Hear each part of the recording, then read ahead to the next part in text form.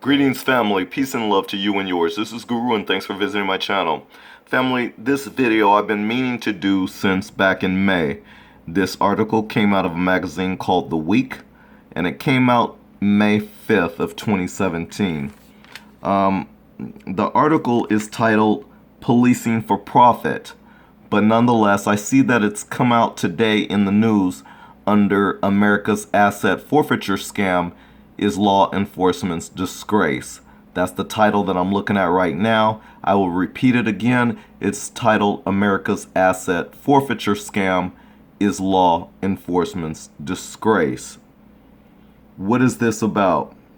Well, law enforcement officials have seized billions from citizens through civil forfeiture. Is that process being abused? That's the question. So what is civil forfeiture? A controversial legal process that enables law enforcement agencies to seize cash, cars, property, and other assets from people who are merely suspected of criminal activity. You don't have to be convicted or anything like that, merely suspected. The owner doesn't have to be arrested or charged. The arresting officer only needs to demonstrate probable cause that the asset is linked to criminal activity, most often drugs. Once something has been seized, the owner cannot get it back unless he or she goes to court to prove it was not a proceed of crime. The abuse of this process by local and state police and the United States Justice Department has sparked a growing backlash. However,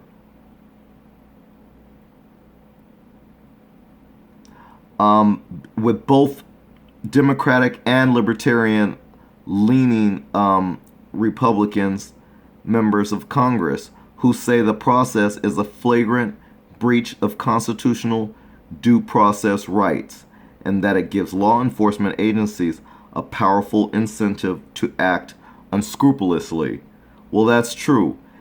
It's simply not right, says Southern Poverty Law Center attorney Emily Early, for the government to take and keep someone's money, vehicle, or other property without having to prove any wrongdoing by the owner. Family, do you hear this? What's happening here? This is what's called America's Asset Forfeiture Scam. And under the Trump administration and Jeff Sessions, this is how Trump, his so-called Making America Great, it's where our government steals personal property from American citizens. Now I ask all of you white people that's coming to this channel and that comes into my comment section leaving me greasy, gritty comments, I ask you, is this what you voted for? Because this is what your administration, is what your president is putting forth to American citizens. And I bet until it happens to you directly, you're just going along with the program, aren't you? As stupid as you want to be. As dumb and ignorant as you want to be. Listen, I don't care. You can leave me a comment. Go for it. I welcome it.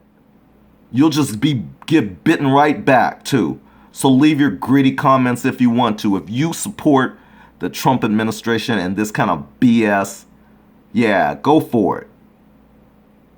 Anyways, I digress. I'm going to get back to the story here. It says that conservative Supreme Court Justice Clarence Thomas recently agreed, saying the forfeiture system, quote, has led to egregious and well-chronicled abuses and should be reviewed by the High Court. Exactly. As I mentioned about Trump and his administration, here goes Jeff Sessions talking about, quote, civil asset forfeiture is a key tool, Sessions declared. Quote, President Trump has directed this Department of Justice to reduce crime in this country, and we will use every lawful tool that we have to do that, unquote. But civil asset forfeiture is not a lawful tool. It is an unconstitutional abuse of government power. Jeff Sessions. The Fifth Amendment forbids the government from depriving any person of life, liberty, or property without due process of law. Civil asset forfeiture turns that venerable principle on its head, allowing government agents to take what they want without the bother of bringing charges, presenting clear and convincing evidence, and obtaining a conviction in a court of law. That's what this is. It's an abuse of power. Jeff Sessions and Trump administration. So the question is, when was forfeiture created? Civil forfeiture laws were created in the early days of our nation's founding, primarily as a tool against piracy on the high seas. They later made an extensive comeback during Prohibition, but the practice became much more widespread during the war on drugs in the 1980s, when law enforcement agencies wanted more tools to target cartel leaders and big-time dealers. The 1984 Comprehensive Crime Control Act created a special fund that transferred forfeiture proceeds to the crime-fighting agencies responsible for them. It also set up the Equitable Sharing Program, which rewards local police forces that assist federal agencies with up to 80% of forfeiture spoils. Do you hear this? So their incentive is they get free goods.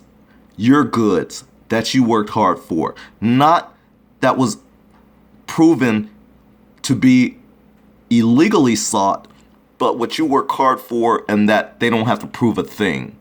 This is just theft on a mass scale by our government to steal and take your things. Mine too. So in all 3 decades since, civil forfeiture activity has exploded. Annual deposits into the Justice Department's fund grew from $93.7 million in 1986 to about $1 billion in 2007 and up to $4.5 billion in 2014. So do you hear what their incentives is?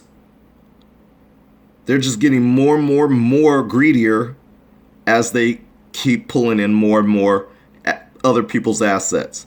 The DEA, the Drug Enforcement Agency, alone has confiscated $4 billion from drug suspects since 2007, some $3.2 billion from people who were never charged with a crime.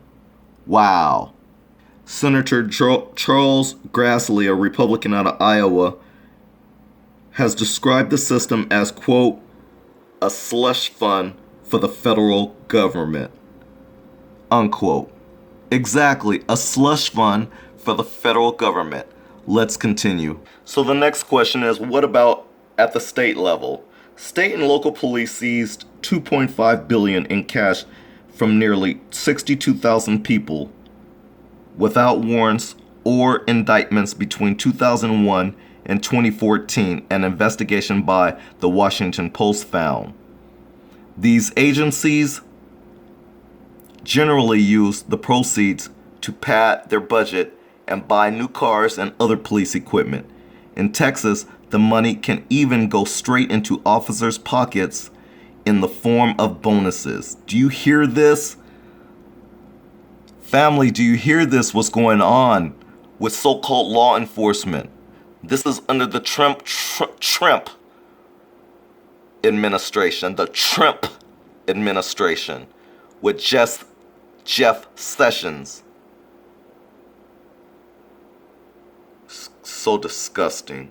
Just to even report this to you is just filthy disgusting. Not surprisingly though, police departments that have become heavily reliant on forfeiture fiercely oppose any efforts to curb the practice. Of course, because they're getting paid. They don't want to stop that. They're comfortable with this. Are you kidding?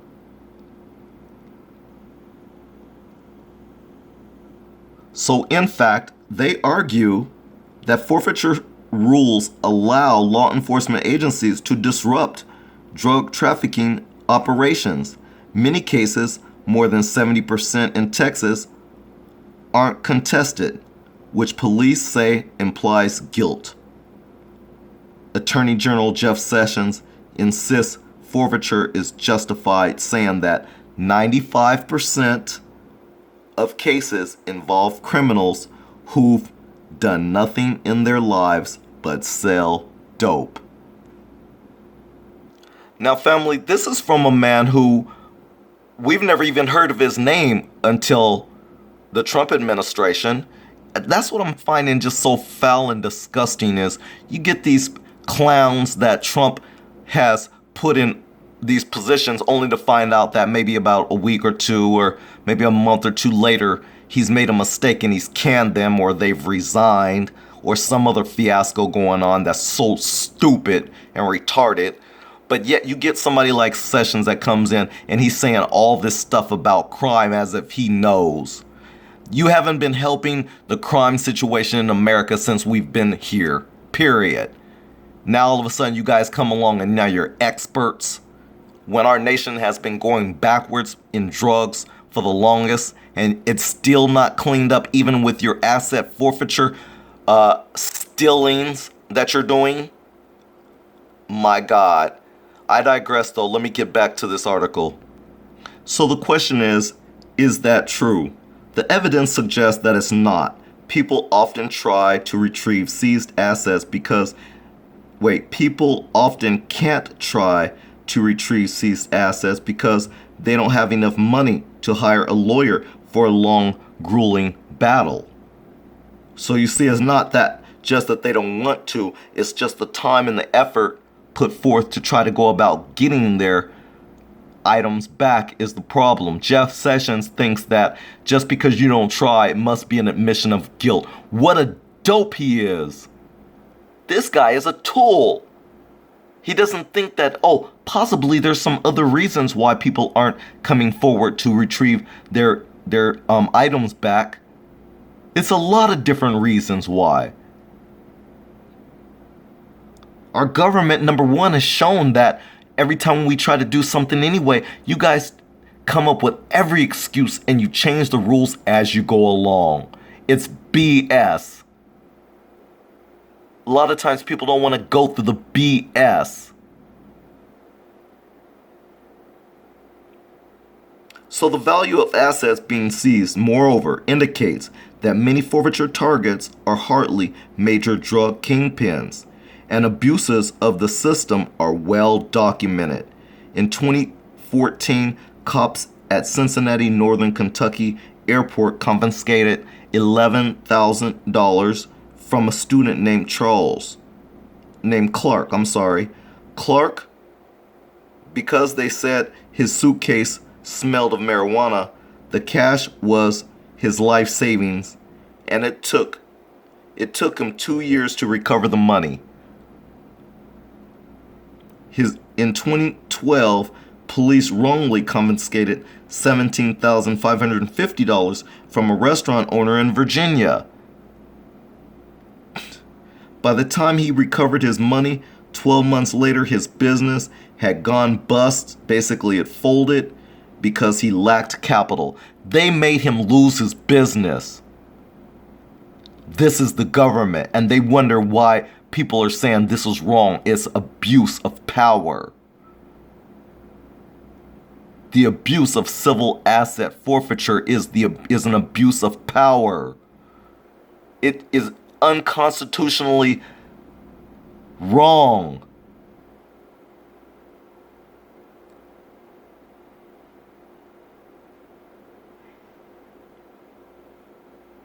But I digress. Let's move on to the last part of this. So last but not least, who's pushing back against forfeiture? In response to an outcry by civil libertarians, 13 states now require a criminal conviction in most or all forfeiture cases. Representative Jim Sessenbrenner, a Republican from Wisconsin, and more than a dozen co-sponsors from both parties recently reintroduced a bill that would shift responsibility for proving guilt or innocence from the individual to the law enforcement agency and would increase the burden of proof to, quote, clear and convincing evidence, unquote. Brad Cates, a former Justice Department official who helped create the system, now listen to this, who helped create the system in the 1980s, now says civil forfeiture has become unconscionable and needs to be abolished. Dick Carpenter of the Institute for Justice, a libertarian law organization, agrees. Quote, this is not something isolated happening to drug kingpins and mafiosos, he says. It is happening to everyday people in every state across our country. That's a damn shame. Last but not least, this is for my brothers and my sisters of brown and black complexion. Same with the Asians too. Now, this unfortunately was more of the extreme cases. Small town, big profits. One of the most extreme recent uses or abuses of civil forfeiture took place in Tinashe, a tiny town, a population of 1,172 in eastern Texas. In 2006, a highly decorated state trooper named Barry Washington persuaded the town to target money launderers for drug dealers. That operation proved very lucrative. Within 6 months, almost 1.3 million worth of assets had been seized. But something wasn't right. Very few of the suspected money launderers were charged, and almost all were black or Mexican/Latino. Jewelry, iPods, and other items clearly unrelated to crime were being confiscated. Do you hear this, people? And Washington and his colleagues, who made the seizures after pulling drivers over on routine traffic stops, were using ludicrously flimsy justifications, including saying the car smelled too fresh.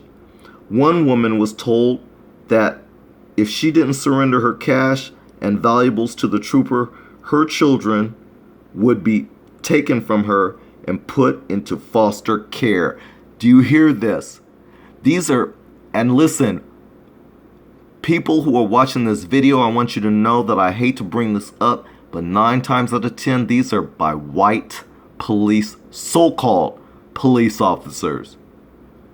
Take a look at the picture that I'm showing in front of you as a police officer, telling the person, all I'm asking you is, where's the money? This is what happens a lot. This is what we call racial profiling, by the way. The abuse led to a class action lawsuit, which ultimately resulted in a settlement. These cases tend to stay in the dark. Vanita Gupta of the American Civil Liberties Union told The New Yorker, there's no telling how many Tinashes there are. Family, this is the extent of this video. I'm going on 20 minutes long. I don't really like making long videos, but this was very important. Again, I wanted to produce this back in May when I first came across it, but I noticed today quite a few people are talking about this issue, and I wanted to do a thorough documentation on it. I hope you learned something out of it, just like I did. There's some really important points to be noticed in here. Thanks for watching. Peace and love to you and yours. Don't forget to subscribe so you don't miss out on any future videos. Thanks again. Peace out.